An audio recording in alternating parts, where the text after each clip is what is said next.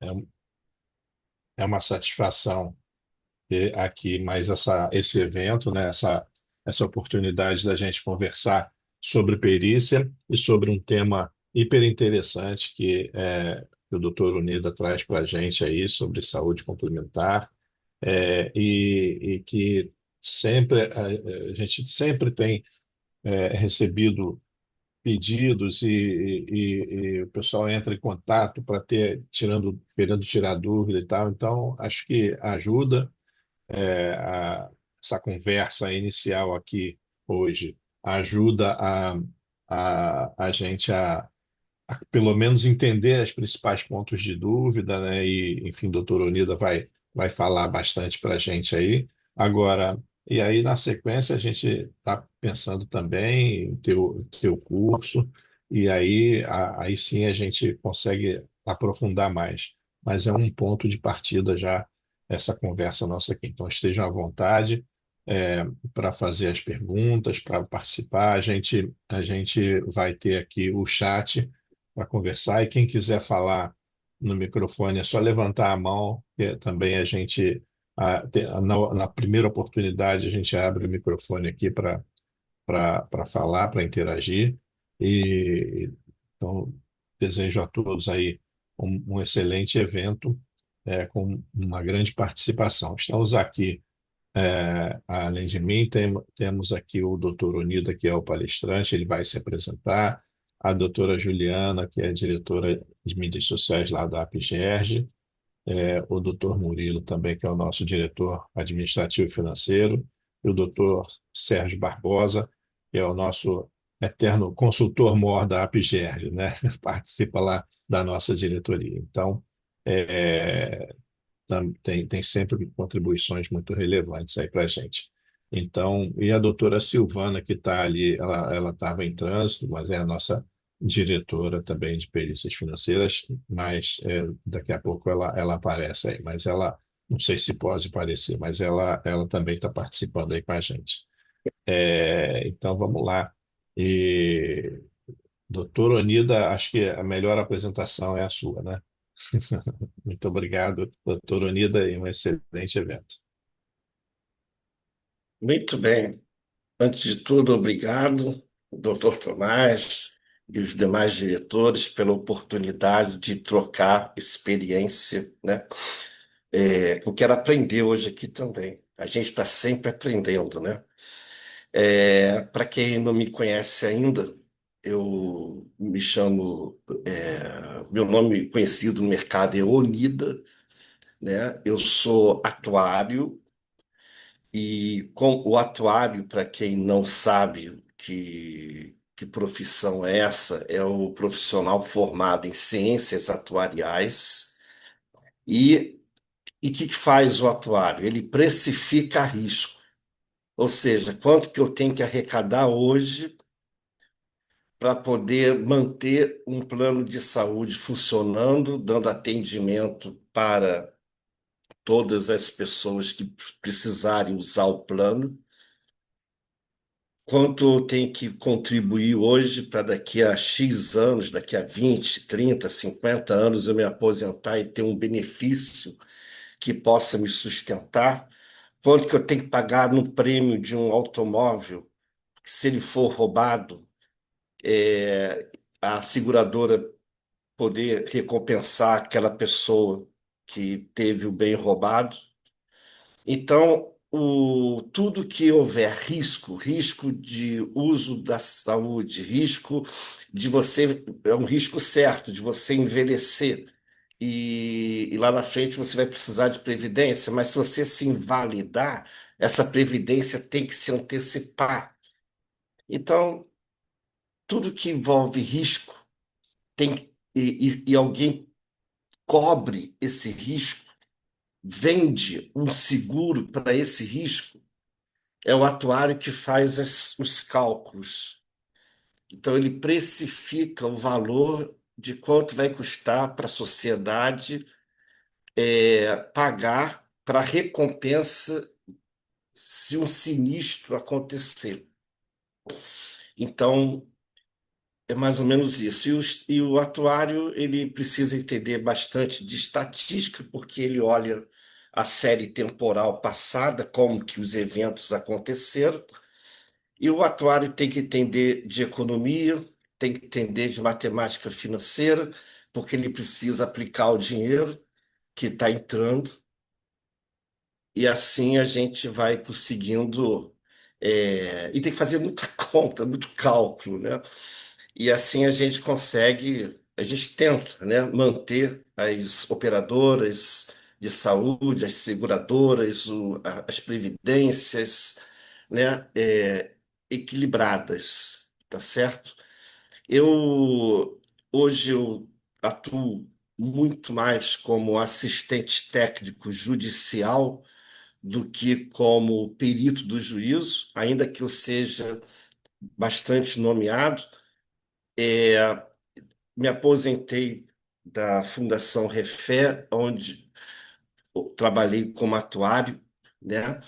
E tenho hoje a minha empresa que se chama Contexto Soluções Técnicas e Lides Judiciais, e ela é dona de várias marcas que a gente tem no mercado, como a marca Ímpar, a marca Contato, a marca Confira e a marca Consult, cada uma ligada a um ramo da perícia e da assistência técnica judicial, né? E o nosso escritório tem uma quantidade razoável de pessoas trabalhando conosco para que a gente possa atender a mais de 100 advogados por mês, além de atender empresas que nos contratam. Então, tenho também pós-graduação, MBA, para quem quiser saber, e eu sou professor também de na pós-graduação, atualmente só estou lá, na pós-graduação da UFRJ e de perícias, né? Que é uma alternativa muito boa para quem quer mergulhar um pouco mais em todas as perícias da área de exatas, tá? Desde financeiras, trabalhistas, contábeis, né? As perícias de economia e até mesmo as atuariais. Eu dou aula lá das disciplinas de perícias atuariais, ok? Então, o nosso objetivo aqui é trocar experiência, e essa experiência é sobre o quê? Sobre a saúde suplementar, né? A saúde suplementar só existe porque a saúde pública ela não consegue dar conta de toda a sociedade. E quando ela tenta dar conta, ela nivela todo mundo por baixo, todo mundo é igual, ninguém tem privilégios. E as pessoas que querem ter mais segurança, mais privilégios, então pagam uma operadora de saúde para que possa ser internado quando tem que ser internado, possa se medicar e estar numa consulta no tempo certo, mas a gente sabe que nem sempre tem acontecido isso na saúde suplementar, né?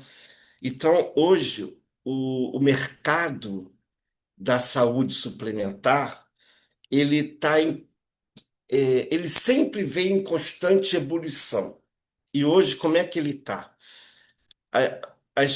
Os grandes grupos de seguradoras do país, de operadoras, leia-se Bradesco, Amil, Sul América, Apvida, que é forte no norte e nordeste, está vindo com toda a força aqui para o sul, sudeste, comprou a Notre Dame Intermédica.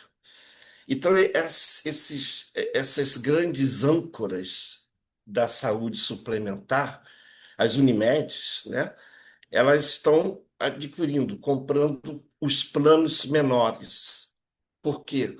Porque os planos menores, eles não conseguem suportar a inflação médica. Aí vocês vão falar, o que é isso, inflação médica? É a comparação do custo que uma operadora teve no ano comparado com o custo que ela teve no ano anterior. E essa inflação, ou seja, o que ela gastou a mais do que o ano anterior, é sempre um percentual acima da inflação comum, da inflação medida pelo IPCA. E com isso, não se consegue é, manter planos caminhando tão somente pela inflação geral. A inflação médica precisa ser repassada. E aí as operadoras pequenas, por conta disso, se sentem prejudicadas porque elas acabam pegando nichos de mercado, atuações regionais, atuações em uma classe de uma sociedade, muitas das vezes menos capacitada de suportar aumentos além dos aumentos do salário mínimo, e quando vai ver, elas não estão aguentando, elas estão quebrando, mas elas têm lá uma quantidade X de pessoas e que interessam as grandes vão lá e compram e incorporam, né? Então tem essa questão que faz com que cada vez mais o mercado esteja nas mãos das grandes operadoras e das grandes seguradoras. Isso é bom, por um lado, porque o risco dilui mais, porque elas abarcam 90% dos mais de 50 milhões de usuários de plano de saúde do Brasil. Com isso, o risco é diluído por muita gente com o objetivo: quanto maior a quantidade de pessoas participando daquele risco, menor é o impacto de uma pessoa que venha gastar milhões no CTI, que ficou 3, 4, 5 meses, às vezes um ano no CTI, e esse custo que a operadora teve ao pagar o hospital, ele é diluído em 2, 3, 5 reais por cada pessoa. Daí a visão do mutualismo, né? A atuária trabalha muito com mutualismo. Então, o que que hoje as maiores operadoras querem? Elas querem lucro, óbvio, porque sem lucro nenhum negócio funciona. E onde é que está vindo os lucros das operadoras seguradoras aqui no Brasil, dessas grandes que eu falei? E o lucro está vindo muito mais dos rendimentos financeiros das aplicações, com essa taxa de juros aí muito alta, do que com a operação assistencial. Tudo que entra de dinheiro no mês é regime de repartição simples, sai no próprio mês, ok? Com as despesas assistenciais, diferente de uma capitalização.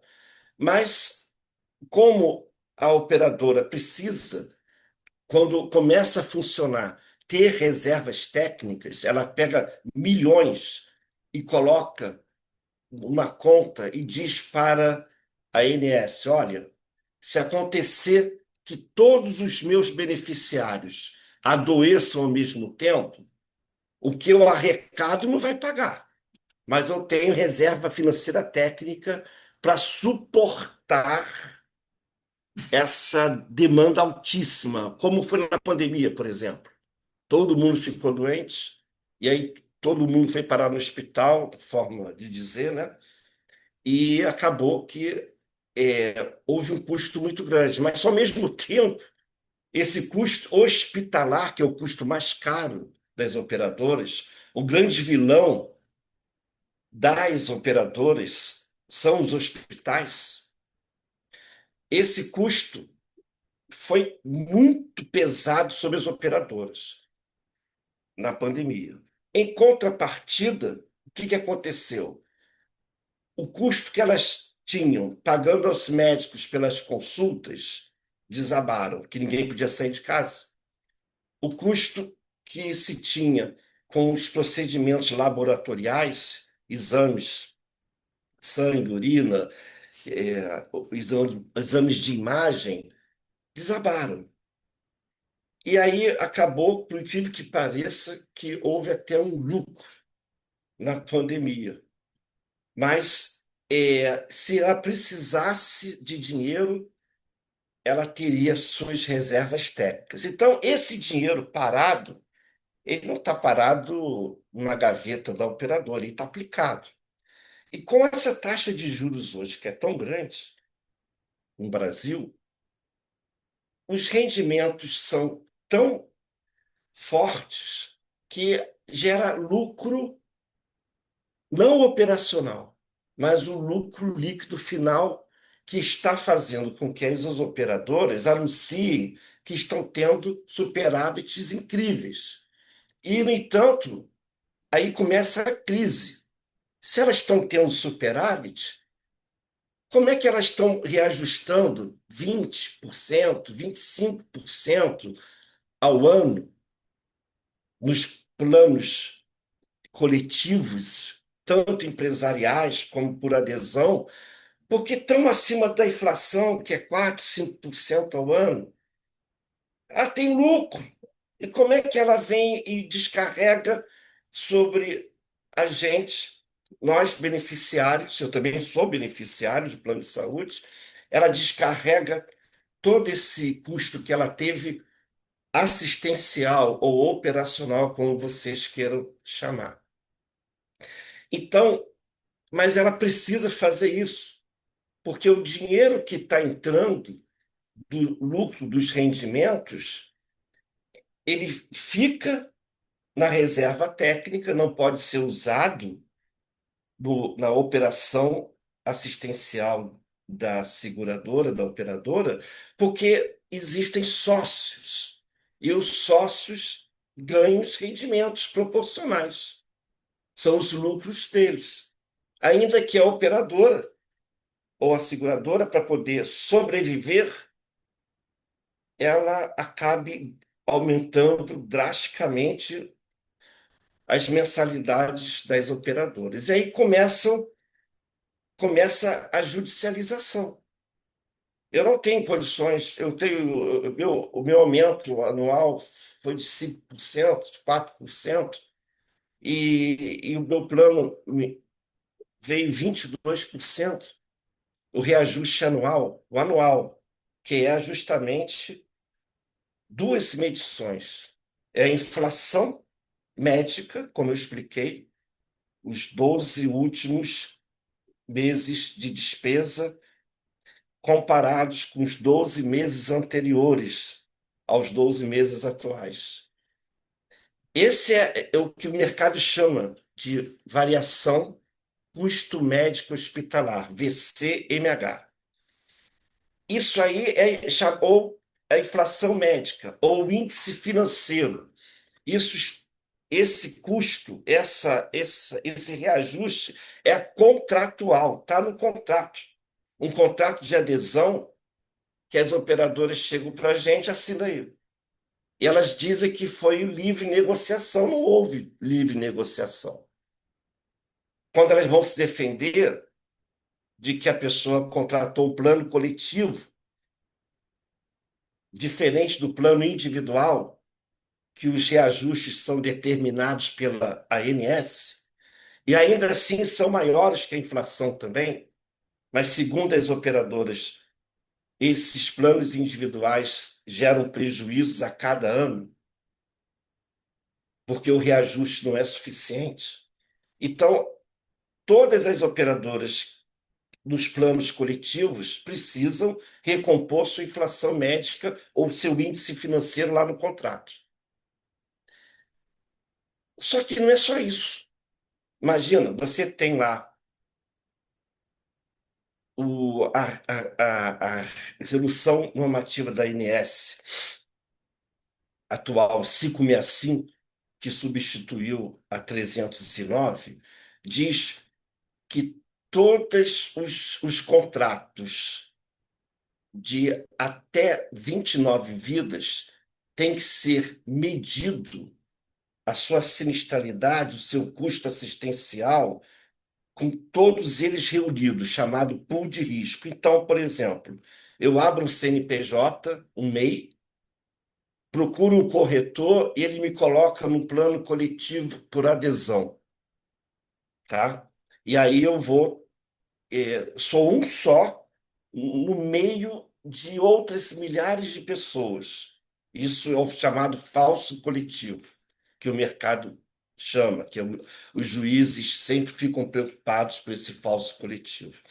Ou uma empresa pequena como a minha, paga-se o plano de saúde para todos nós aqui, mas a quantidade é inferior a 30 pessoas nesse mesmo contrato, sob o CNPJ aqui da empresa. Então, ele não pode ser medida a sinistralidade. Aí, repare que eu mudei o assunto. Eu estava falando de inflação médica, eu estava falando de índice financeiro, eu estava dizendo variação custo médico hospitalar, que é tudo igual, é uma coisa só. Agora eu comecei a falar de sinistralidade, é o segundo tipo de reajuste. E a sinistralidade, ela mede o contrato ou o pool do contrato. Enquanto a inflação médica, a variação custo médico hospitalar, ela mede ao mesmo tempo todos os contratos somados, a variação de todos os contratos. E a sinistralidade mede a variação do contrato, de um contrato. Então, por exemplo, aqui no nosso plano, se eu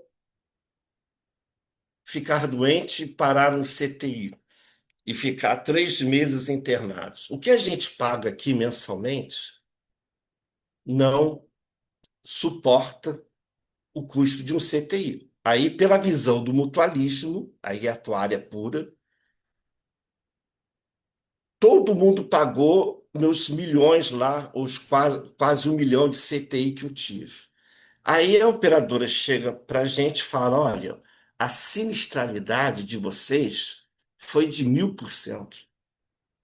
Vocês gastaram 1000% a mais do que vocês pagaram, porque o Onida ficou muito tempo internado. Ele custou muito dinheiro para o mutualismo, mas nós vamos aumentar pouquinho só, pouquinho.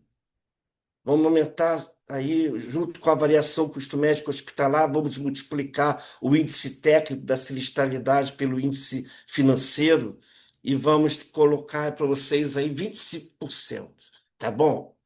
Aí que está a livre negociação que as operadoras fazem. Que se eu chego e falo, olha só, eu não tenho condições de pagar 25%. Eu reconheço que eu gastei muito, mas eu vou para outro plano, que está me oferecendo, sem carência, né, uma portabilidade, eu vou pagar lá como se eu estivesse pagando reajuste só de 12. Aí o corretor fala lá com a operadora, aí chega e fala, olha, 18% fecha. Aí eu penso, ah, tá bom, fecha. Tá aí a livre negociação. Então, a livre negociação, ela não está no contrato que foi apresentado e assinado, porque é um contrato de adesão. Ou você assina aquilo que está lá, ou você não assina. Você não participa da construção do contrato, mas você participa da negociação anual. E se você não quiser, você vai embora. Faz portabilidade e não leva carência nenhuma para outra operadora. E começa na tabela inicial, que é sempre mais barata do que a tabela que você já estava pagando devido aos reajustes anuais que você teve na outra operadora, na que você está atualmente, aí você quer mudar. Então, começa a ter, por conta desses reajustes, né, que são necessários olhando a conjuntura. Aí muita gente fala assim, advogados, até peritos, assistentes técnicos, e falam: ora,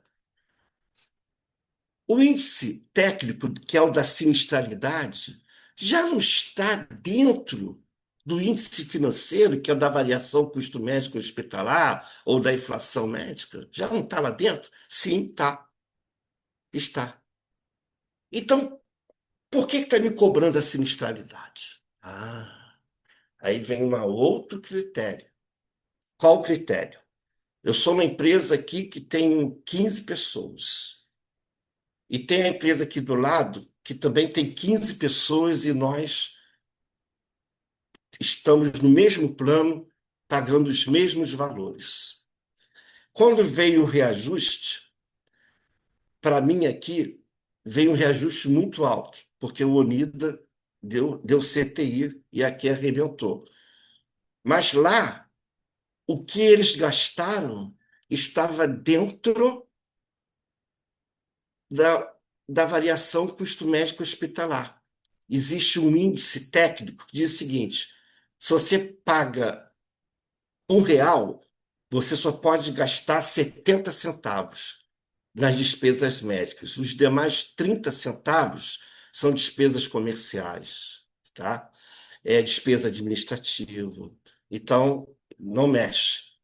Só se utiliza o percentual, o limite técnico das despesas assistenciais.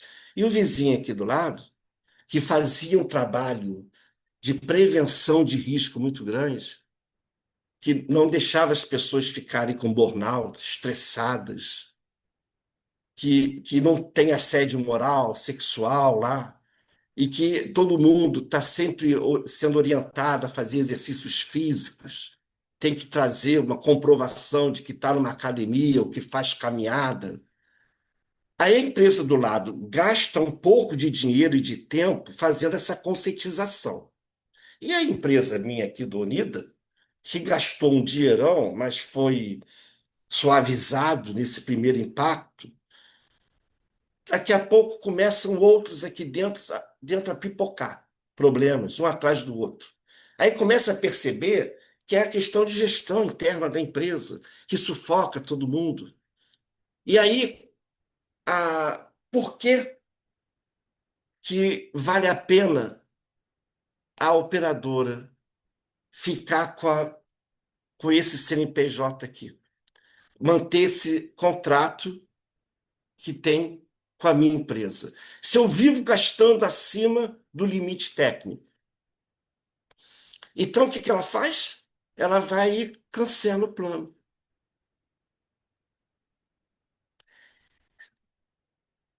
E aí o que que eu tenho que fazer? Correr para outra operadora, se eu não cair na lista negra das operadoras, que elas se comunicam também.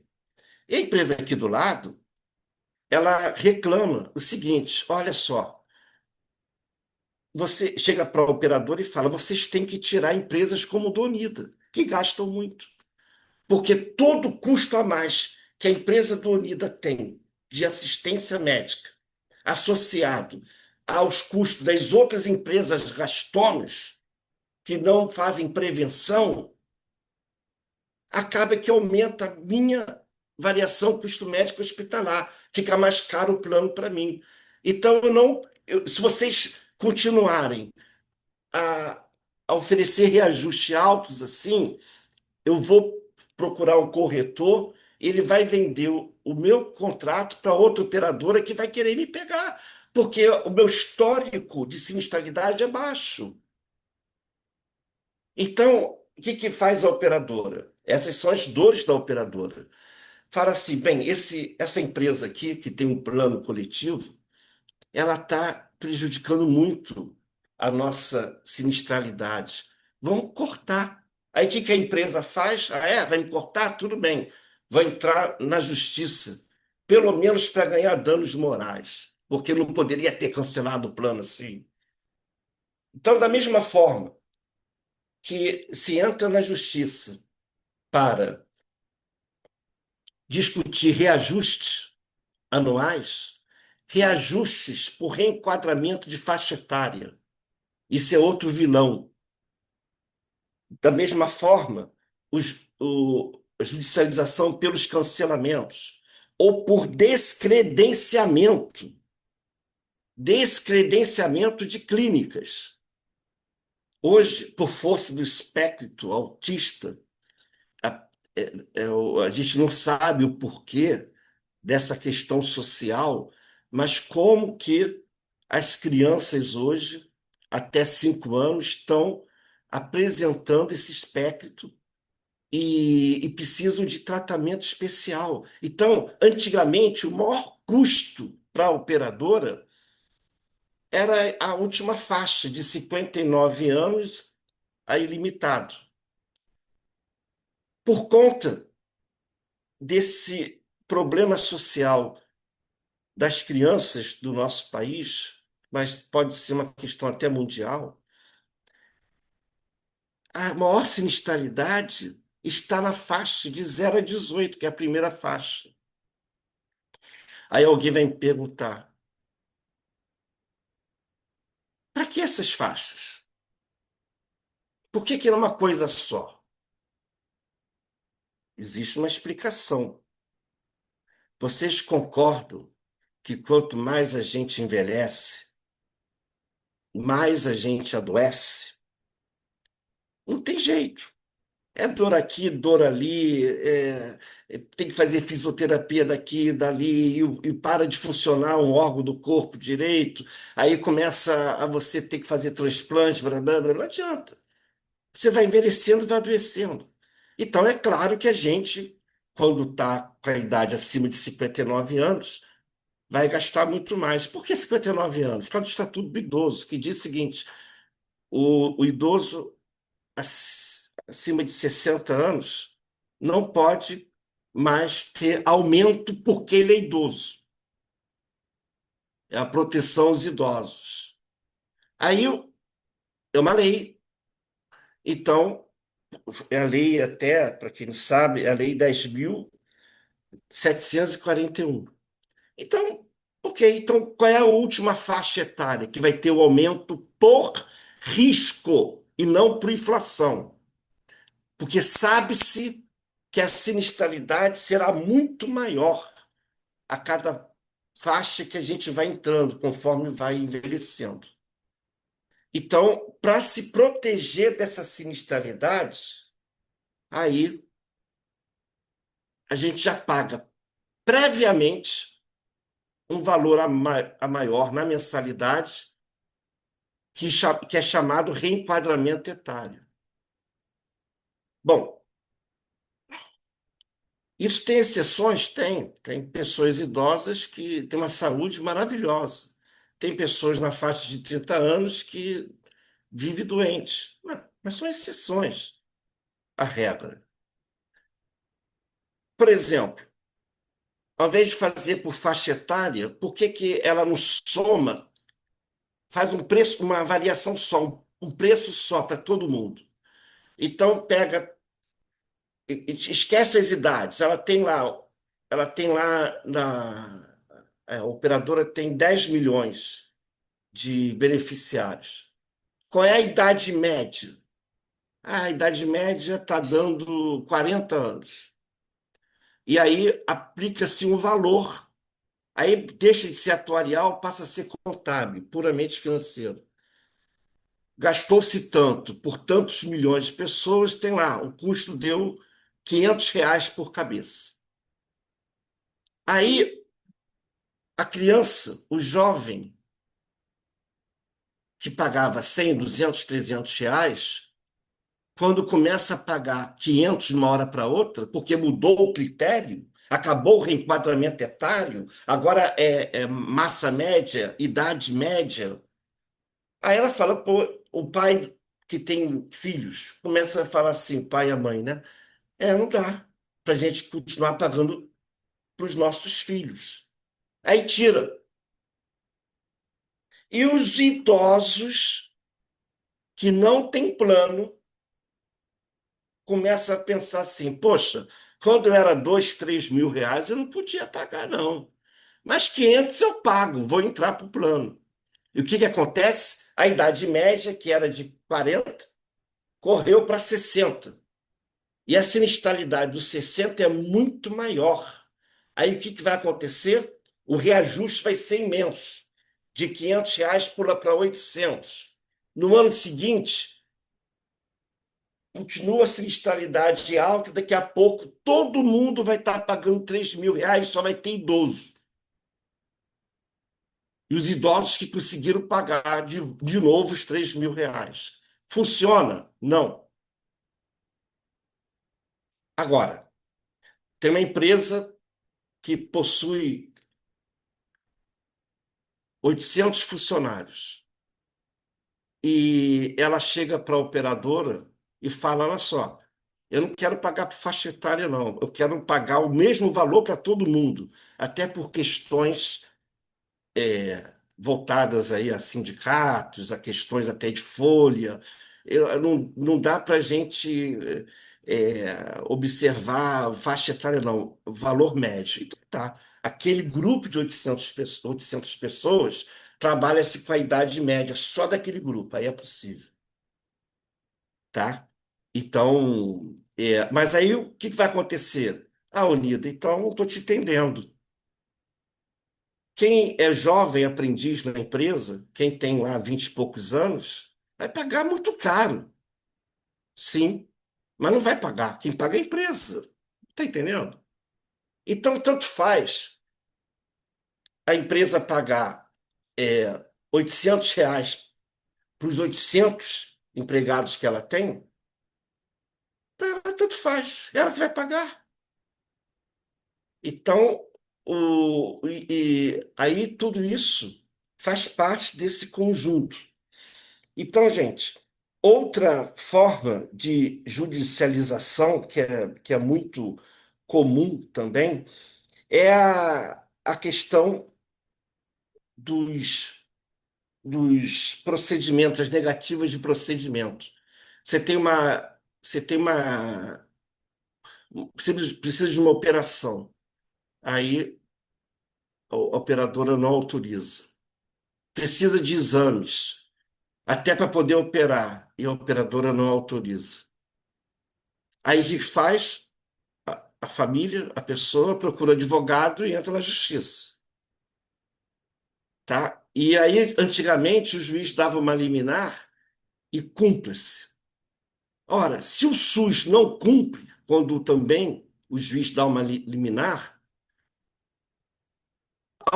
a privada vai ter que bancar, respeitar essa liminar.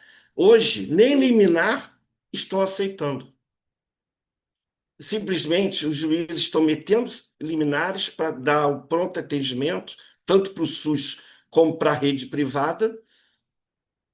Um caso ou outro atende, mas a maioria não. E aí? Então, entra aí entra com uma judicialização, ou seja, não teve liminar, mas você entrou com ação. Então, nos últimos 3 anos, mais que dobrou o nível de judicialização, porque não somente as negativas que os beneficiários têm. Mas por que que tem tanta negativa? Porque a operadora tem dor. E qual é a dor da operadora? Esse médico aí já está marcado aqui dentro. Ele toda hora ele pede cirurgia, cirurgia, cirurgia, cirurgia. E muitas das vezes não é necessário. Então a gente não autoriza mais cirurgia para pacientes desse médico, porque ele só quer ficar fazendo cirurgia que ele ganha uma bolada maior. E às vezes não é necessária a cirurgia. Naquele hospital que ele quer operar, nem pensar. Se a despesa do hospital verdadeira deu ali, com os 2, 3 dias de internação para cirurgia, se daria ali R$ 20.000 entre hotelaria e todos os procedimentos médicos, a fatura não vem de 20 mil, vem de 80 mil, superfaturada. Então, não vamos mais autorizar cirurgia, independente do médico, naquele hospital. E aí começa a necessidade da verticalização. O que é isso? É quando as operadoras entendem o seguinte: bom, já que a gente não pode confiar nos hospitais da rede credenciada, que eles também querem ganhar dinheiro e metem fatura contra a gente, E a gente tem que ficar glosando, glosando, e as glosas têm dado muita perícia. Então vamos fazer o seguinte: vamos criar o nosso hospital, vamos comprar o hospital. E aí, ao invés de você ser horizontal, com médicos de rede credenciada, com laboratórios de rede credenciada e com hospitais de rede credenciada, vamos fazer os nossos prédios com tudo, com atendimento clínico geral, com especialização, com laboratórios e com apartamentos para internação, sala de cirurgia, CTI. E aí começaram a nascer operadoras especializadas nisso, como a Med Senior, a Prevent Senior, e que elas são focadas para o público idoso, atuam somente com o reajuste anual da ANS. Ela vende o plano individual, que é pouco vendido hoje. E quando é vendido é muito caro, porque eles têm que começar com o preço lá em cima, porque anualmente os reajustes não acompanham a necessidade. E aí eles botam tão caro o valor inicial que ninguém compra, cai no coletivo. Então, essas operadoras cresceram, nasceram focadas no nicho dos idosos, fazem a medicina preventiva com eles, cuidam deles, aplicam o reajuste da ANS e é tudo verticalizado. Ah, mas tem um hospital que é credenciado. Ah, pode ter um ou outro, mas porque há uma relação de confiança muito grande. E sabe-se que também os próprios hospitais verticalizados não dão conta do volume de idosos que tem que ir lá se internar. Então aí acaba tendo um hospital ou outro de rede credenciada, mas não é aquela coisa liberada. É tudo muito ajustado. Então ocorre que o mercado hoje ele está em dúvida. O que é melhor, a verticalização ou rede? Mas rede você não tem controle. Você dá um cheque em branco. Você paga lá R$ 1.000 pela mensalidade e a operadora te dá um cheque em branco. Aí você, da noite para o dia, faz todas as cirurgias que você queria fazer. E aí arrebenta a sinistralidade. E quem é que aguenta com isso? Porque também falta consciência cívica, ética aos também beneficiários. Os beneficiários não querem saber se o reajuste vai ser grande, ele vai dividir com todo mundo. Aí vai dar 20 e poucos por cento. Ah, se dane. Eu quero fazer minhas operações, depois eu saio do plano. Depois que eu fiz tudo, eu saio.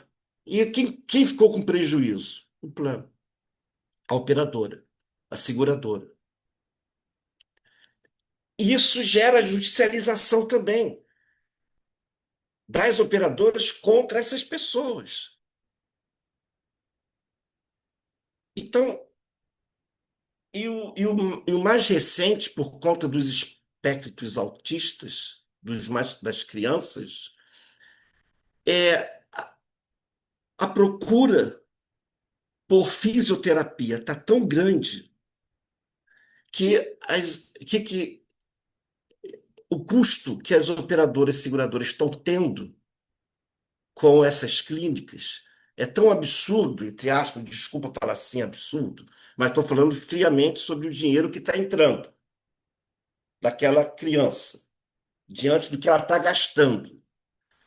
E aí, o que a operadora faz? Eu posso cancelar esse plano? Ih, vou perder na justiça. Criança especial, vou perder na justiça. Bom, então eu estou com muita clínica credenciada e aí facilita o acesso de todo mundo. Eu vou cancelar algumas, vou descredenciar a operadora pensando, né? Vou descredenciar três, quatro, cinco numa cidade, para que as outras não deem conta, faça fila de espera e o custo mensal diminua. Então, a mãe que levava, o pai que levava a criança na clínica lá perto do bairro, que ali fazia um bom atendimento para fisioterapia, vai ter que pegar a condução, vai gastar uma grana imensa. E aí, o que ele faz? Ele entra na justiça. Descredenciou, não pode descredenciar. Ora, e por que que as operadoras aceitam tanta judicialização? Primeiro, nem todo mundo entra na justiça. Prefere mudar de plano. Segundo, elas já criam uma provisão técnica para a judicialização. Está no preço que a gente paga. Talvez 5% do valor que a gente pague vai para a judicialização, para fazer caixa para suportar as demandas judicializadas. Isso tudo estoura na mão da justiça e vai para o perito poder recalcular os valores dos reajustes para ver se o reajuste está de acordo com o contrato, se o reajuste, o reenquadramento etário está de acordo com o contrato. E se está de acordo com o contrato, houve transparência nos percentuais apresentados, resolução 509 da ANS.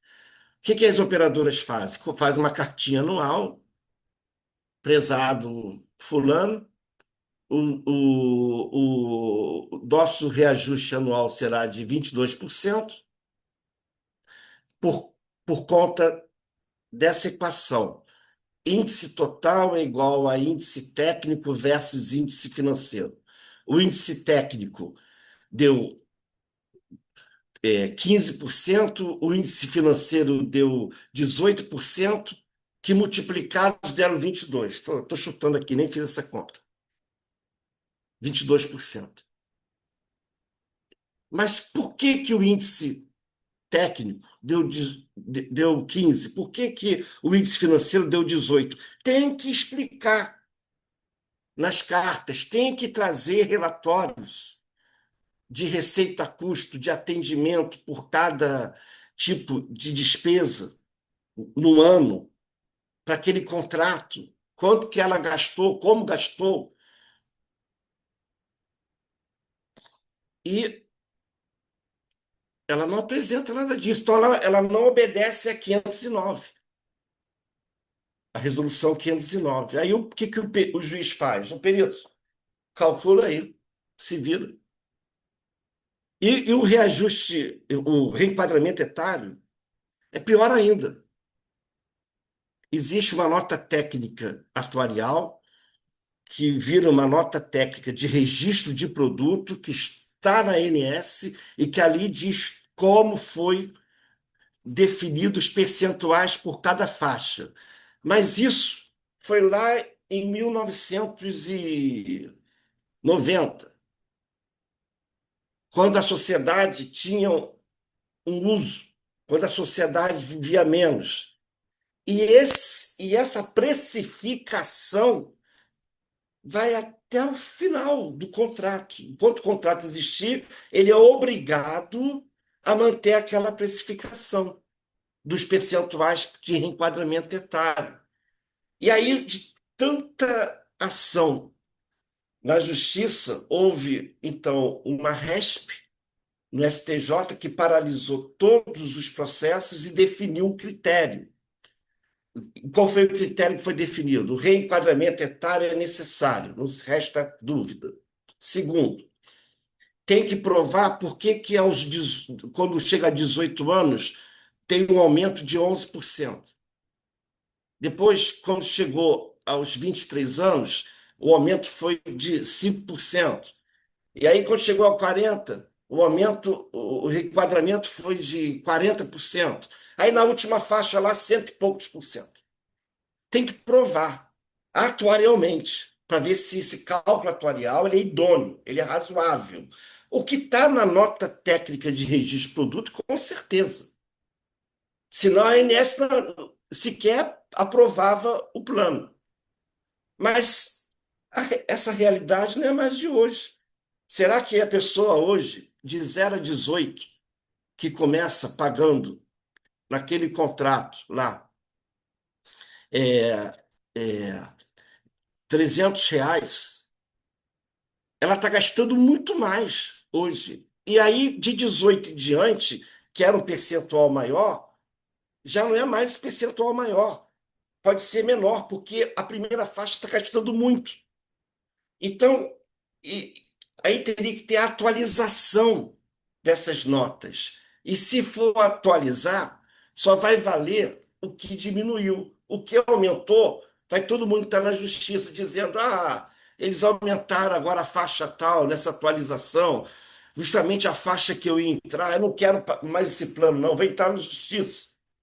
Então deixa quieto, deixa entrar na justiça do jeito que vai entrar mesmo. Então entra de qualquer maneira. Doutora Anida, Então, oi, sim, sim, sim. desculpa interromper, só o seguinte, tem uma questão que é até envolvendo esse tema, aí, esse ponto de reajuste, lá no chat. Eu posso ler, mas se você preferir, eu deixo para o final. Quer que eu fale agora ou deixa para o final? Como é que você... Eu já estou encerrando aqui Tá. a minha apresentação geral Uhum. para eu agora começar a responder e trocar ideias e aprender com vocês Tá também, bom, tá? tá Então bom, me beleza. deem só mais Tá cinco bom, minutos que eu encerro aqui. beleza. Então, por conta de todos esses reajustes, né, e que muitas das vezes as operadoras não fazem a mínima questão de cumprir as resoluções do INSS, deixa entrar na justiça, mais fácil. Aí a gente faz um acordo, depois chega, chama o advogado da parte autora. E ó, a gente vai ter que devolver mensalidades cobradas a maior, que o juiz mandou baixar o reajuste, o reenquadramento, ok, tá legal, tal. E eu tenho que devolver você R$ 300.000, observada a prescrição trienal e tudo mais e tal, ok. O que você prefere? Receber 300.000 parcelados a perder de vista? Ou você prefere receber agora aqui 100.000 na mão? Isso é mais barato ainda a judicialização. Os acordos são a principal arma da operadora. Depois que vamos supor, a gente aqui faz cálculo para a Mil. Então, a Mil pede, calcula quanto que a gente deve. Aí calcula lá, deve 500.000. Aí ela, ok, pega aquele documento, vai na diretoria e fala o seguinte: bom, vamos fazer acordo. E qual é o limite? Ah, oferece 200. E acontece da pessoa lá, o autor aceitar. E daqui para frente vai pagar um valor de mensalidade menor. Ele conseguiu reduzir, ainda botou uma grana no bolso. Então, assim, a ANS está estudando outras formas de reajuste, tá?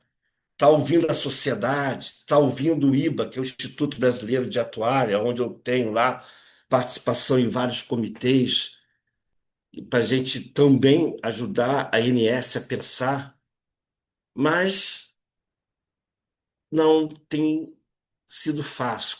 Não existe uma solução. E a solução continua onde? Individuais, na justiça, gerando perícias. E, e o curso que eu gostaria de oferecer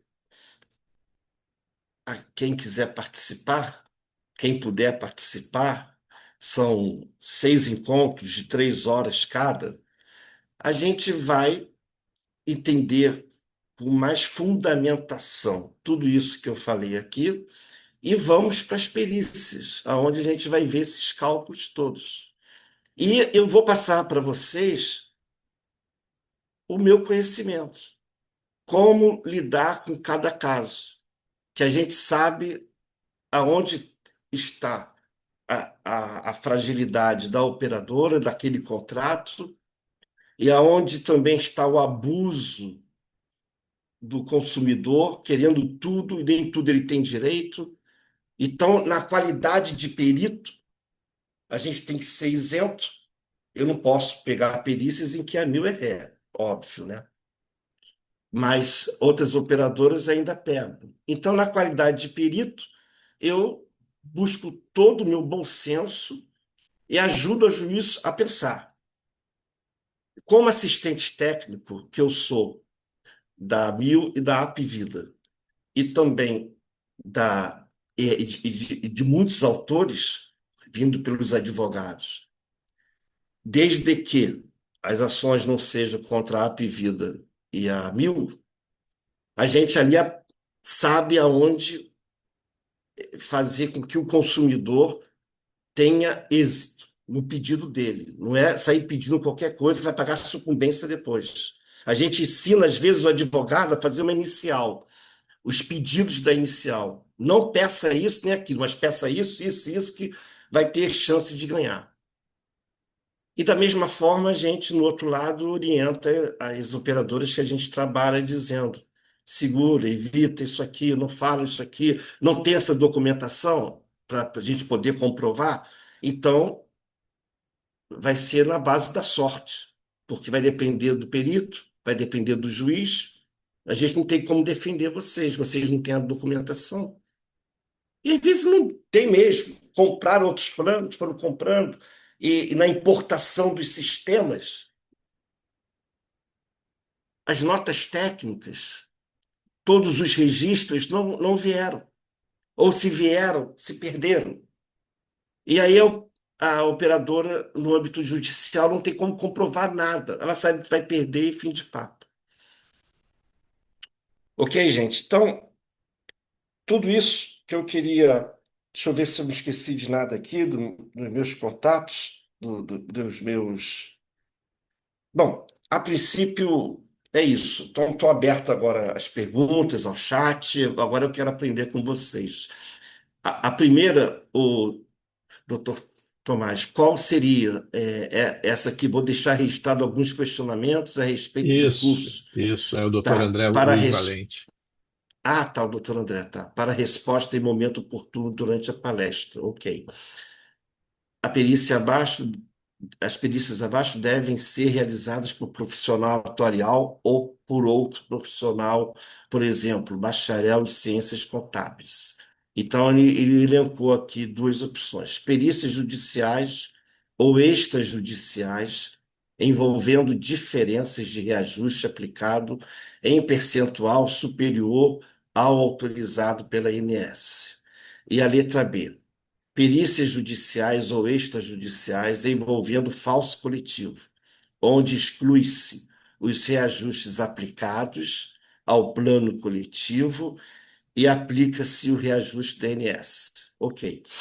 Bom, em relação à exigência que o IBA hoje conscientiza os tribunais de que ele precisa participar das decisões da justiça por meio de peritos atuariais, isso é real. No Brasil inteiro se faz esse trabalho de conscientização nas corregedorias e tudo mais.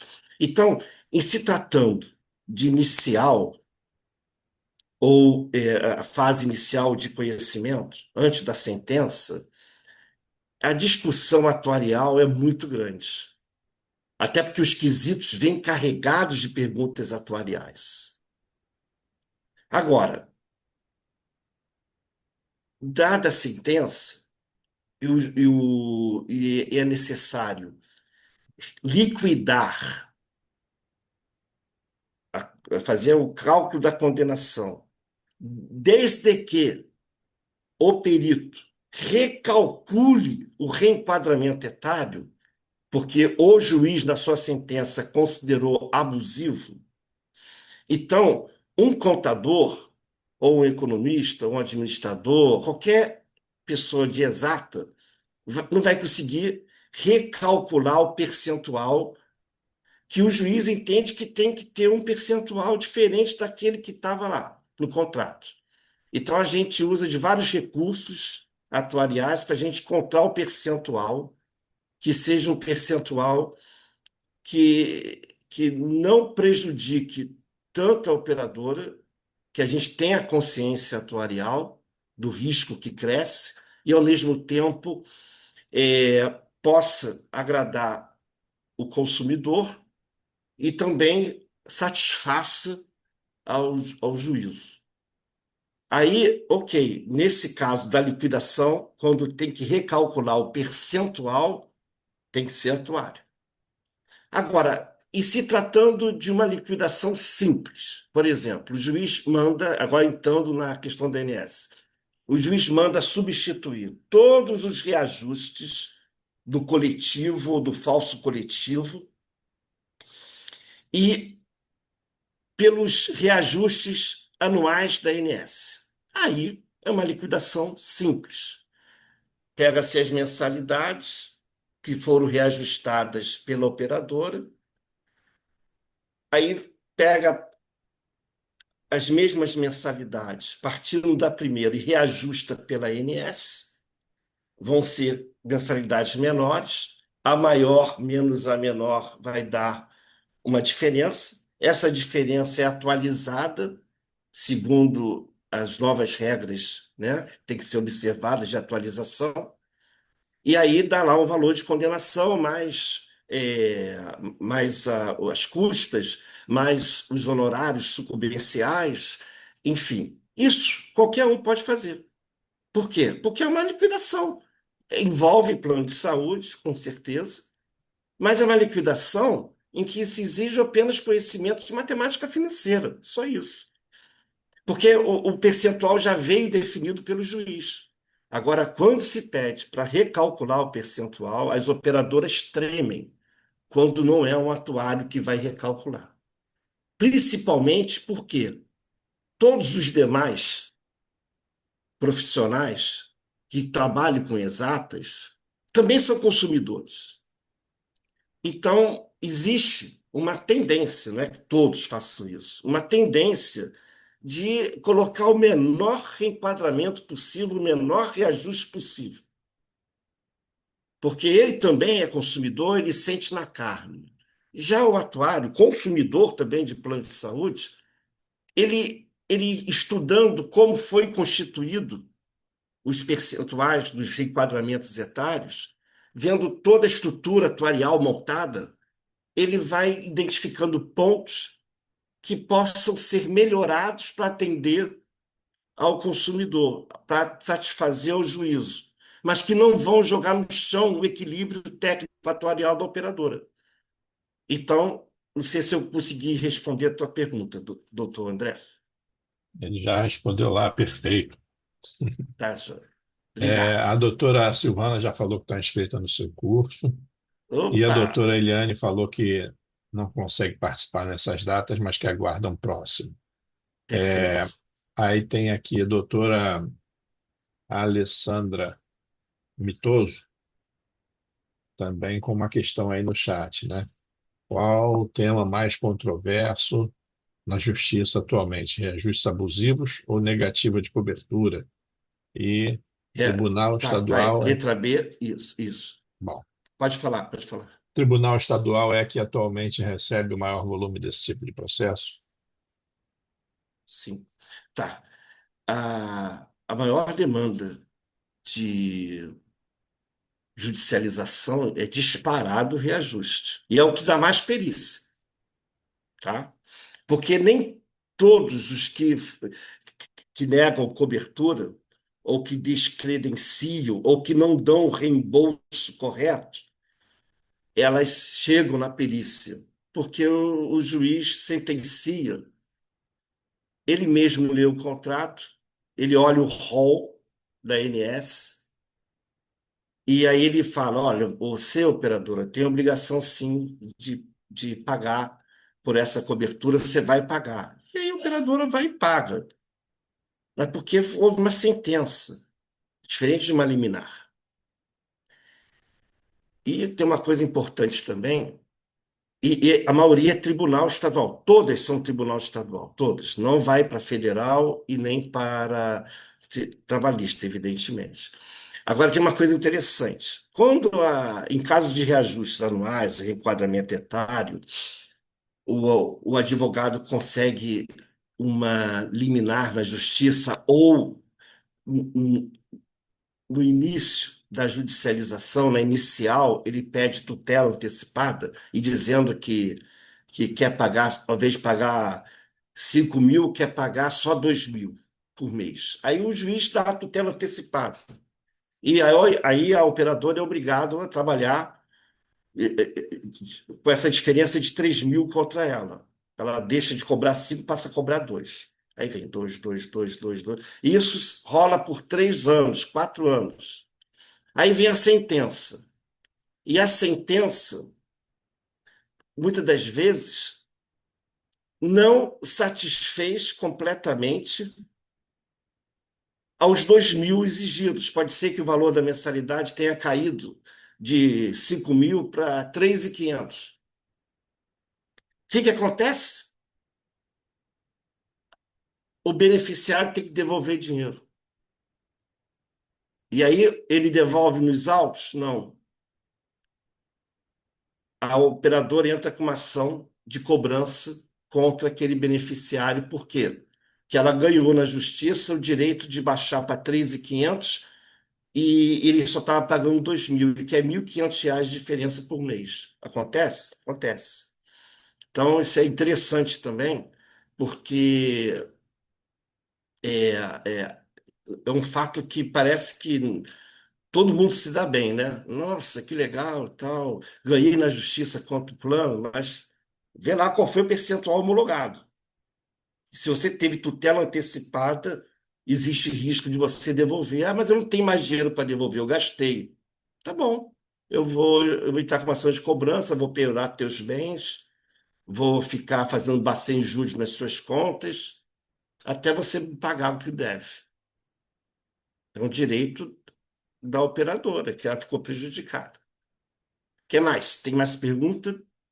Tem o doutor Sérgio, vamos por ordem aqui. O doutor Sérgio Barbosa está com a mão levantada. Quero também lembrar a todos e a todas que, se quiserem fazer pergunta também aqui, levanta a mão, a gente vai dando acesso na ordem de chegada aqui da mão levantada, tá? Mas tem mais duas questões lá no chat, mas o doutor Sérgio estava com a mão levantada, então vou dar aqui a preferência para ele fazer a pergunta, tá bom? Depois a gente volta lá para os do chat. Doutor Sérgio Barbosa. Leonida, bom dia. Doutor Sérgio, bom Parabéns, dia. Obrigado. parabéns pela palestra, muito bacana, muita informação rica. Eu vou aproveitar esse momento e explorar aí a sua cultura histórica. Eu vivi alguns momentos, e você fez um breve histórico, e eu queria fazer um registro também. Eu fui conselheiro curador de fundo de pensão, e esse foi um momento conturbado pós-processo de privatização no nosso país e que obrigou, né, uma reestruturação, né, desse modelo. E eu era muito crítico aos atuários, né, da empresa, porque as premissas que eles utilizavam eram sempre no interesse do mantenedor.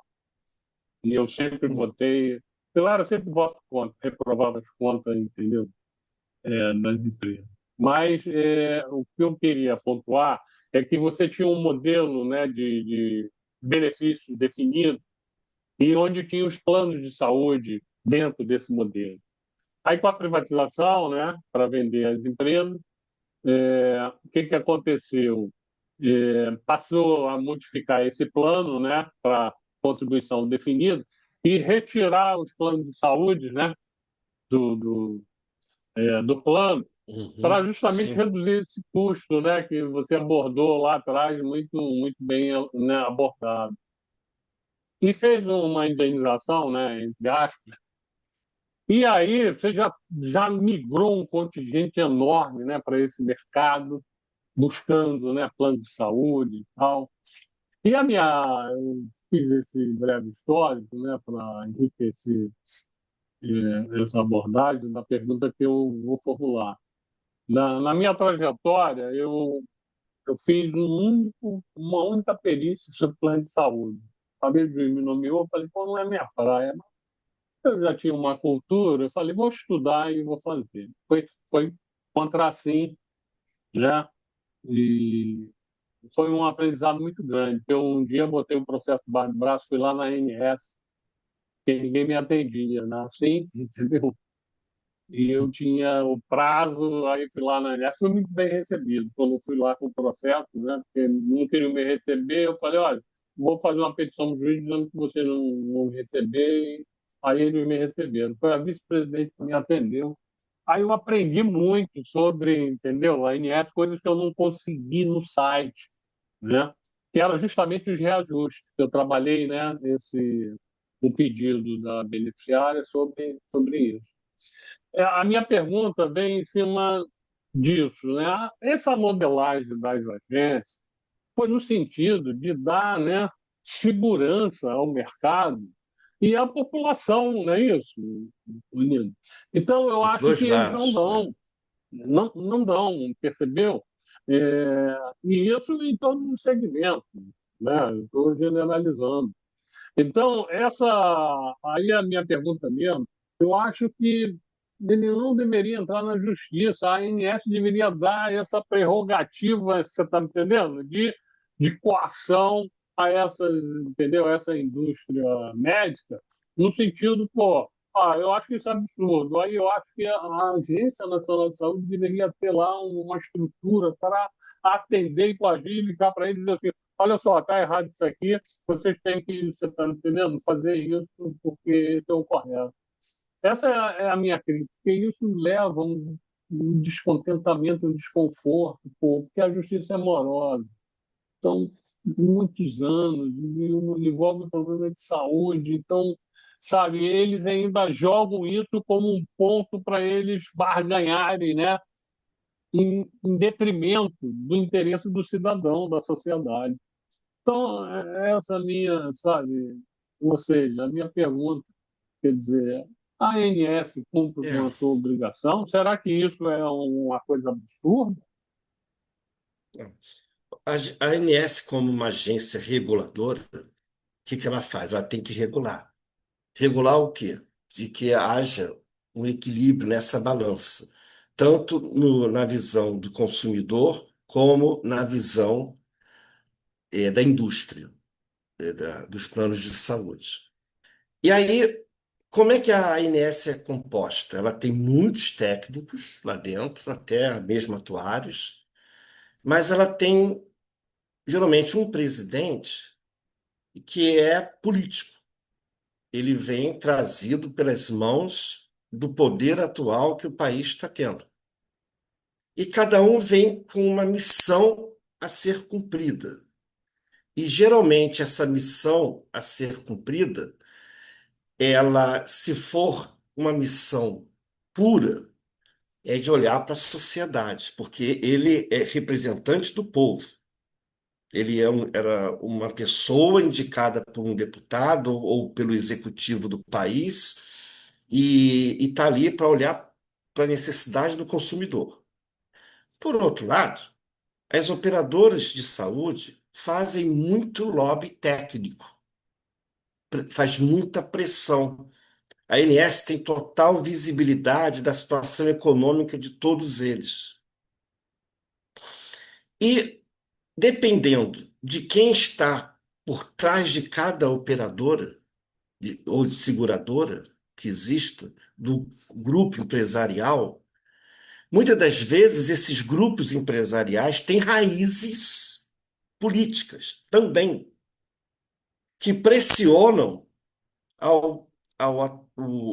o presidente, a diretoria da ocasião, a ter esse outro olhar, em nome do risco do SUS não suportar toda a demanda. Então, hoje a ANS está numa grande rascada. Por quê? É, é sabido que os reajustes dos planos são muito abusivos no olhar do consumidor, e quando ela olha tecnicamente o reajuste, ela entende que não necessariamente é tão abusiva assim, até porque ela prova as notas técnicas atuariais de cada plano, de cada plano que é vendido, que se transforma em vários contratos. Esse atual presidente, ele, eu tenho acompanhado, ele está muito preocupado em encontrar esse equilíbrio.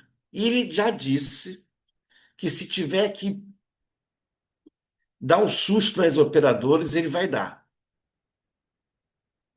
Então, sabe, doutor Sérgio, eu confesso, eu também sou espectador do que vai acontecer, porque eu não queria estar hoje como presidente da ANS, porque é muita pressão de todos os lados.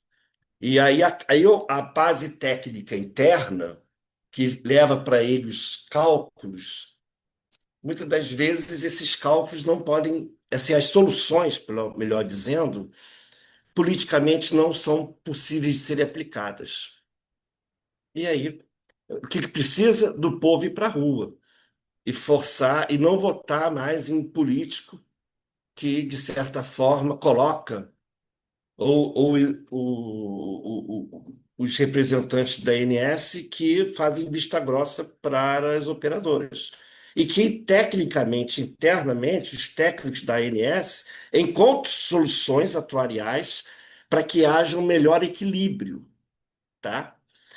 Então, é mais ou menos isso. A minha resposta ficou um pouco evasiva, mas é o meu sentimento. É, só um detalhe, antes de passar para a próxima pergunta, que eu me lembrei aqui agora, eu falei da verticalização que as operadoras, seguradoras estão comprando hospitais, né, e fazendo o hospital sendo dela. A Rede D'Or, por sua vez, inverteu. Ela comprou a Sul América, entendeu? Mas ela não deixa de atender outros planos. Mas hoje ela faz a gestão da Sul América. E a Sul América, a tendência é ser a principal porta de entrada de beneficiários nos hospitais da Rede Dó. E é a nível Brasil, a Sul América também é a nível Brasil, e eles estão se entendendo. Apesar da Sul América ter dado prejuízo nos últimos anos, diferentemente de outras operadoras que deram lucro, tá? Próxima pergunta. É, doutor Murilo, você levantou a mão, é sobre esse tema ou a gente ou é pergunta nova? Peraí.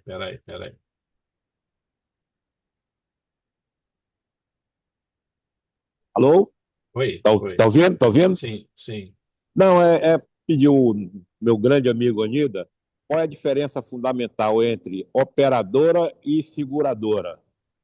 Porque muita gente confunde, acha que é a mesma coisa. Tá. Seguradora é diferente de operadora. Seguradora, ela trabalha com o seguro.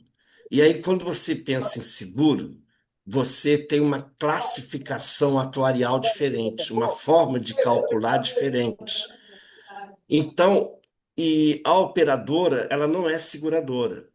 A operadora, ela trabalha com uma classificação de risco diferente da seguradora. Bom, qual é a grande diferença para o consumidor?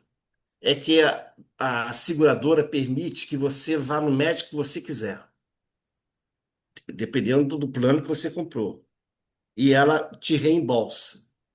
Não 100% do valor, mas um bom percentual. Enquanto que na operadora é da rede credenciada. E se reembolsar alguma coisa, é um valor irrisório, R$ 70, 100, 50, só para dizer que reembolsou alguma coisa. Mas as seguradoras não, elas dão um reembolso muito bom, ainda que não seja, às vezes, o valor total gasto numa consulta ou num procedimento médico. No entanto, para o mercado, tudo é chamado de operadora, para facilitar a nossa comunicação. A empresa de autogestão, como o doutor Sérgio falou, que eram as empresas dentro das. Era um plano de saúde desenvolvidos pelas empresas, sem fins lucrativos. Tá? O foco era cuidar dos seus empregados. E aí, na criação da Previdência Complementar, a entidade fechada de Previdência Complementar, criada pelas estatais, na sua grande maioria, fazia também saúde de autogestão. E essa autogestão é o foco igual da Previdência. Não tem ninguém para ficar com lucro. Não existe dono. Todos os empregados são os donos. Então, paga-se o menor valor possível. Se houver superávit, divide por todo mundo. Se houver déficit, cobra de todo mundo. As autogestões ainda existem, mas muitas acabaram. Então, a autogestão também é chamada de operadora. Então, todo mundo que vende um plano de saúde é chamado operadora. Agora, existem as cooperativas médicas, como a Unimed, que é a principal, em que ela tem vários sócios, todos os médicos cooperados são sócios, e aí tem o foco do lucro. Existe as autogestão, existe as seguradoras que fazem seguro-saúde, que é diferente de plano de saúde, essas que reembolsam os valores altos que onde você vai onde você quer. E as operadoras, como a chamada de medicina de grupo, que no caso a Mil, né, a Sim, a Golden, quando existia, elas, a Apvida, elas não são seguradoras, são medicina de grupo e que os cálculos atuariais são focados no custo previsto, olhando para frente, que vai se gastar, tá? A Apvida trabalha muito com mais com cálculos contábeis do que com cálculos atuariais. O que que ela faz? Ela vê quanto que ela gastou de diferença, aplica essa, é como se fosse a variação custo médico hospitalar, né?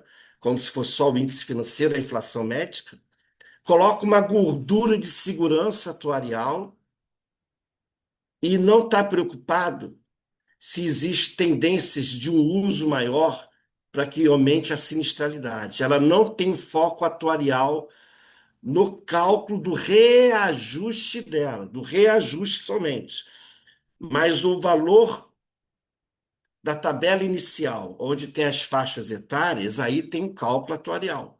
Em se tratando de reajuste, a Apvida faz um cálculo mais contábil de diferença de caixa e vê quanto é a reposição que ela tem que ter e ir recebendo de volta o dinheiro para o próximo ano de todo mundo que consome com ela, entendeu?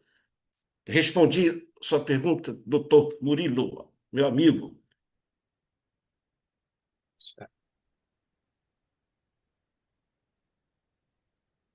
Claro. Obrigado. Tá Obrigado, bem. doutor Unido. Então, temos aqui agora a questão da doutora Gisele Lima, do CRC. É, a questão central da rescisão, a questão da rescisão unilateral para autistas. Não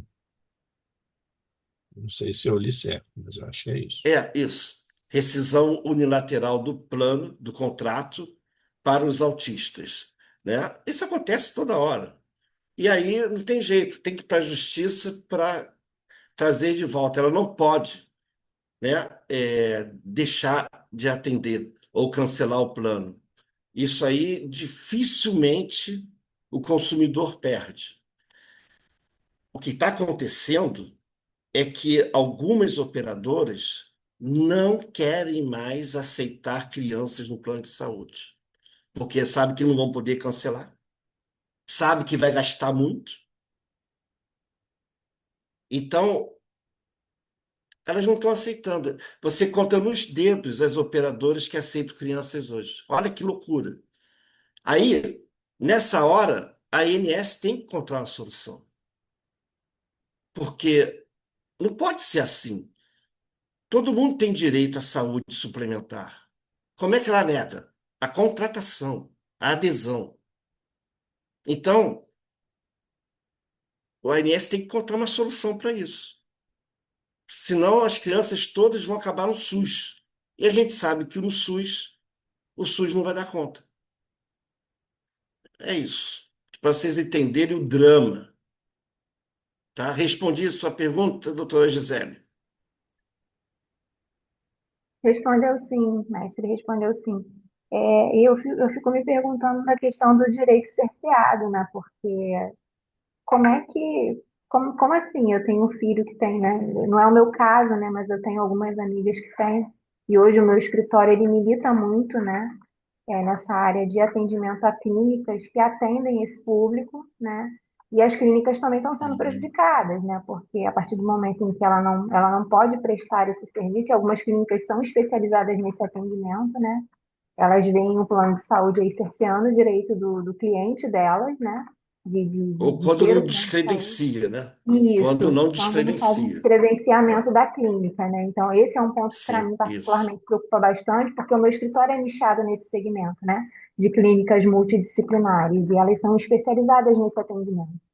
Então, eu tenho casos de clientes meus O, que estão tendo problemas, né, de descredenciamento do plano de saúde com a clínica, ou de algum cliente que chega lá, né, e na hora de pedir autorização é que descobre que foi feita a rescisão unilateral, né, do plano de saúde e acabam aí tendo seu direito aí cerceado, né? Enfim, mas é bom a gente acompanhar então pelo órgão regulador, né, dos planos de saúde. Obrigada, professor. é.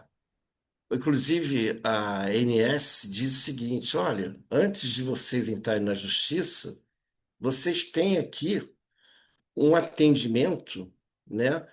E a gente tem 48 horas, se não falha a memória, para encontrar a solução junto à operadora. E quase ninguém usa. Eu esqueci o, o nome que se dá, intermediação, é alguma coisa de intermediação. Falhou aqui agora o nome. Mas o advogado às vezes não sabe disso e vai direto para a justiça, quando ele poderia tentar primeiro com a ANS, tá? Porque a ANS tem que dar solução, ok? Doutora Gisele, a senhora é advogada ou é prestadora de serviço para clínicas, uma questão mais técnica de medicina? Então, hoje eu presto serviço para clínicas, né? Meu escritório de contabilidade Ah, é tá. nichado De nesse segmento, contabilidade. né, de Tá. contabilidade, mas estou fazendo direito, né? Então, assim, Uhum. como uma complementação, né? Eu gosto muito de atuar na área tributária, mas hoje o escritório ele é nichado nesse mercado, né? E eu fui para esse mercado Uhum. justamente porque eu identifiquei uma carência desses profissionais aí em atendimento na parte contábil. Mas é chato demais, porque às vezes eles ligam para a gente, né, querendo buscar na gente alguma solução, né, ou alguma orientação, e a gente vê, às vezes, advogados realmente já entrando diretamente na justiça, não porque buscar a ANS, né, seria um caminho ANS. administrativo, né, que de repente ele poderia resolver ali a pendência ali via administrativa sem a necessidade de já partir para a questão judicial, né? Perfeito. Uma coisa interessante também para dividir com vocês é que o mercado acaba regulando tudo, né? Se o governo, né, e o Congresso e o Judiciário não resolvem, o mercado resolve. O que que o mercado está fazendo? As clínicas estão criando seus próprios planos de saúde. Você paga o valor pequenininho, 100, 150, 200, e você tem ali atendimento de clínica geral e algumas especializações.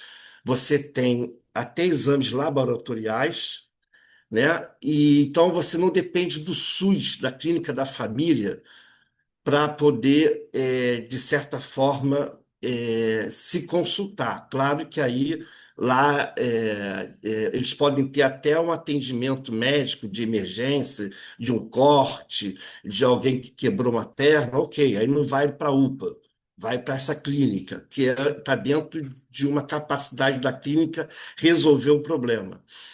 Mas qual é o maior vilão? O maior vilão do custo assistencial são os hospitais. E aí as pessoas que compram esses planos das clínicas, que é uma alternativa, vão depender do SUS para poder se internar. Aí entra na fila do CISREG. Aí já viu, né? Eu já tive amigos que morreram porque não conseguimos atendimento. E isso ainda pedindo liminares. Morreu. Trabalhava aqui com a gente. Mas é isso. Mais Doutor, pergunta? tem Sim. aqui ainda do doutor André Luiz Valente. No caso do reajuste abusivo, requer o recálculo atuarial. Acho que é uma afirmativa. Todo reajuste ele requer o cálculo atuarial, tá?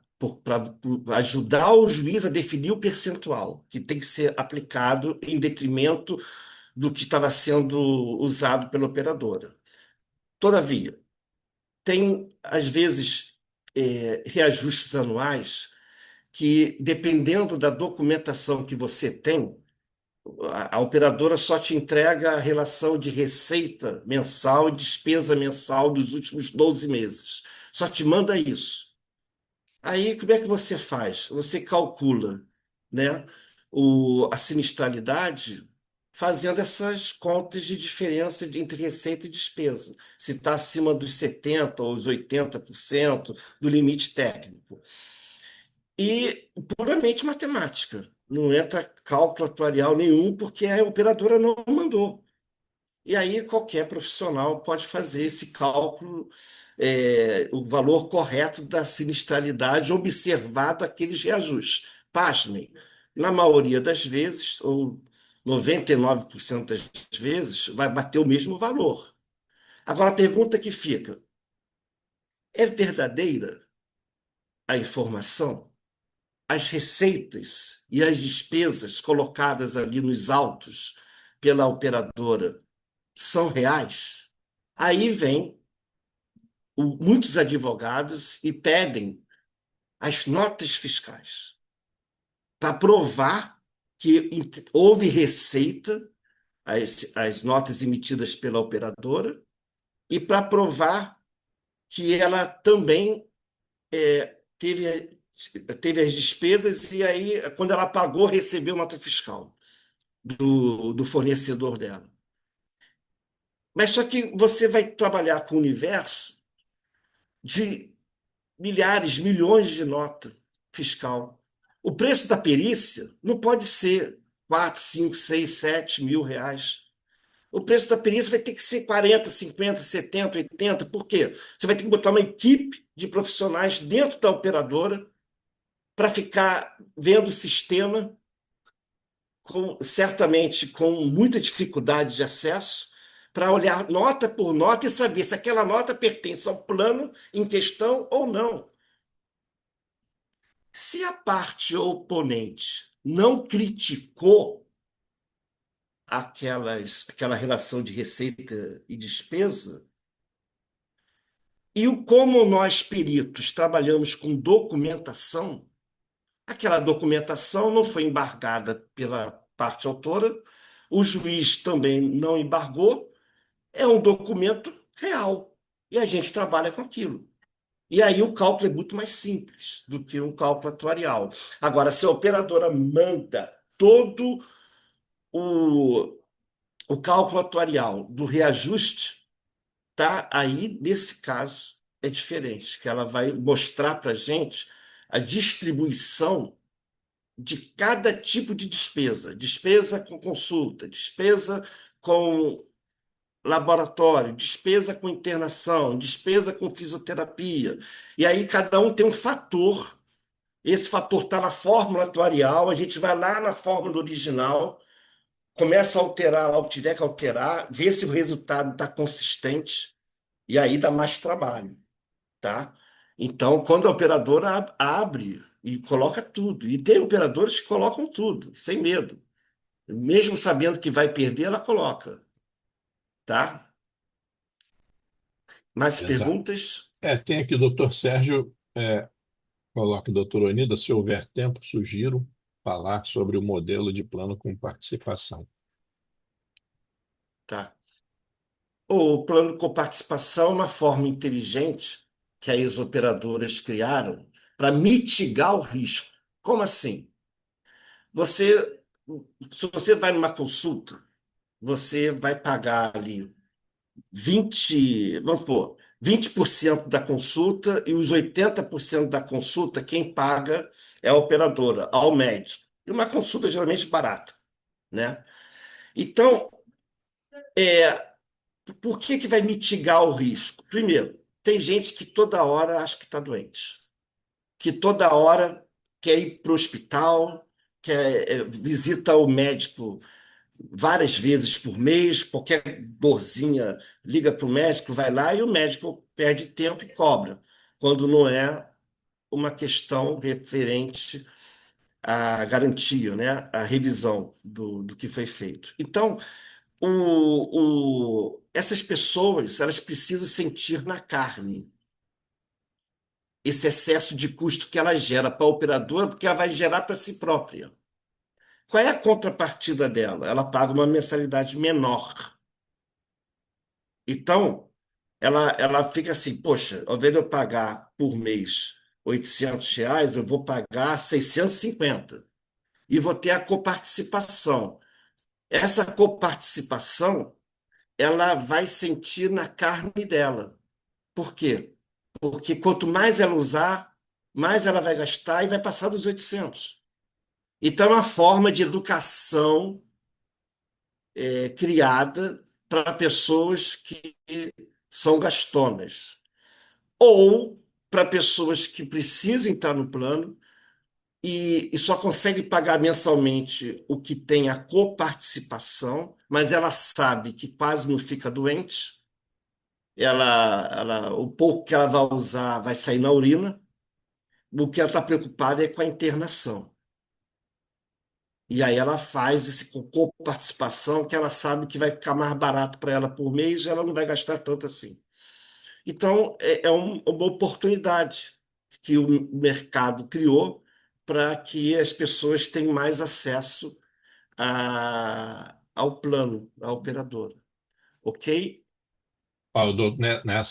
Nesse tema ainda, o doutor André pergunta, no caso de coparticipação, o valor pode exceder o valor da mensalidade ou é limitado ao valor da mensalidade e o excedente cobrado no mês seguinte? Ele é limitado ao valor da mensalidade, como se você fosse pagar duas mensalidades. O que ultrapassar disso não pode ser cobrado. Mas depende muito do contrato, tá? Que às vezes, ainda que haja uma regulação para isso, da ANS, você tem que observar bem o contrato, que às vezes tem algumas mudanças, ajustes legais, tá? Que não torna tão simples multiplicar por dois o valor da mensalidade, tá? Beleza. E a última é da comentário da doutora Silvana Pita. Professor, parabéns pela palestra. E quais seriam os tipos de perícia em planos de saúde que poderiam ser desenvolvidas por peritos financeiros? A perícia de reajustes anuais, desde que na fase de instrução e conhecimento, desde que a operadora só informe o valor fechado de gasto por mês e por ano, tá? Desculpa, e de receita por mês, dos últimos 12. Aí não vai ter nada de atuarial. Ainda que alguns quesitos venham com questionamentos atuariais. E que muitas das vezes o profissional não atuário ele vai na IA e busca as respostas lá para não ficar devendo a resposta. É, perícia de liquidação. Essas, se não tiver que recalcular o valor do reajuste ou do reenquadramento etário, se o juiz já definir, substitui tudo pelo da ANS. Aí, na liquidação, qualquer profissional de exata pode fazer, porque é uma liquidação financeira como qualquer outra, tá? Agora, Beleza? é importante ressaltar que todas as operadoras, quando pedem perícia ou quando aceitam a perícia a pedido do juiz ou da parte autora, ela já de cara pede que seja nomeado um perito atuarial. Aí os juízes, por sua vez, orientados pela corregedoria, buscam um perito atuarial. Mas tem juízes, perdão, que não querem saber, vai nomear aquele perito de confiança dele. E aí aí a operadora vai recorrer, vai para a segunda instância. E aí, dependendo da turma que caia, a turma mantém a decisão monocrática ou a turma derruba e manda ser um perito atuarial. Aí o juiz tem que entrar lá no sistema do tribunal, tem mais de 100 peritos lá cadastrados, atuários, e aí vai lá e busca alguém, tá? Ana, doutor Onida, antes de agradecer, tem aqui, você quer falar do curso, quer dar uma palhinha para o Isso. pessoal já É, ficou, com tanta pergunta, o pessoal já ficou aí curioso, né? exatamente. Teria muito prazer de mergulhar com vocês nas perícias, né? Então, a gente vai passar pela legislação, nós vamos passar pelas resoluções, né? Toda essa carga mais teórica inicial, a gente vai passar, reviver esses dramas aqui que eu coloquei para vocês. E só que isso nas duas primeiras aulas, que nas últimas 4 aulas a gente tem que cair na perícia propriamente dita. E a perícia, ela é aquela real, que a gente vai ali apagar o nome das partes, né? E vivenciar o que aconteceu, tanto na ótica do perito judicial, como na ótica do assistente técnico, da parte autora e da parte ré. E vamos discutir muita coisa, porque a perícia, muitas das vezes, ela deixa janelas abertas em que nós, como peritos, muitas das vezes não vemos. Aqui eu tenho o privilégio de ter várias cabeças junto comigo e sempre tem revisão e discussão de tudo. Então a gente consegue fechar algumas brechas que estaríamos deixando no nosso laudo. Mas nem sempre fechamos todas.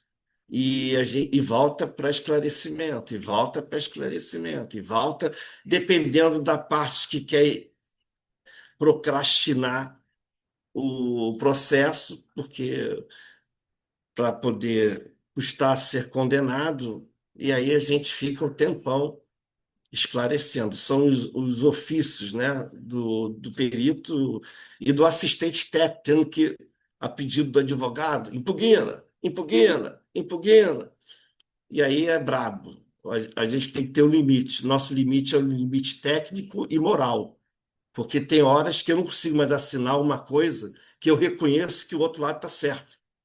Então, aqui a gente, como trabalha nas três esferas, tanto da parte autora como parte ré e como perito do juízo, que somos também aqui, a gente vive isso de uma forma muito interessante. É uma vantagem de trabalhar em equipe, né? Eu sempre defendi isso, trabalhar em equipe, do que você trabalhar sozinho.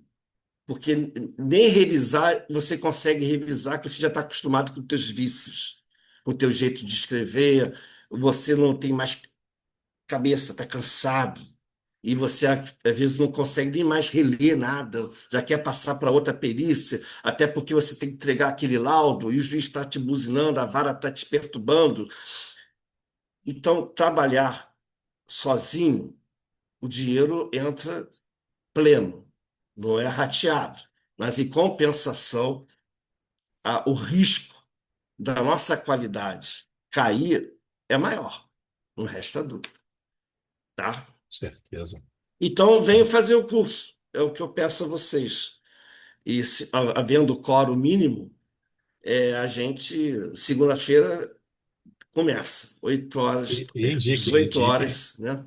e indiquem também, Indiquem né? também. Indiquem também para conhecidos que façam o curso lá. É isso, gente. Obrigado pelos O nosso, aplausos, pelo carinho de todos. o nosso muito obrigado aí em nome da PGERS toda, a vocês que participaram aí e ativamente até, né? Foi muito bacana, um aprendizado e tanto. Agradeço em nome de toda a PGERS. E doutora Unida, em especial, agradecimento aí pelo tempo, por passar, pela disponibilidade de passar o conhecimento aí para a gente e que o curso também seja um sucesso, como vem sendo até aqui. Tá bom? Contamos com todos. Perfeito. Obrigado Alguém a todos. mais? Lembrando que eu sou diretor de perícias atuariais da Sem PGERS. dúvida. Esse é Isso. meu cargo mais importante. Eu esqueci de falar. É diretor nosso lá. Ok. É isso aí. Tá bom. Obrigado, gente. Boa tarde a Obrigado a todas e todos, todos. viu? Obrigado. Tá legal. Tchau, tchau. Tchau.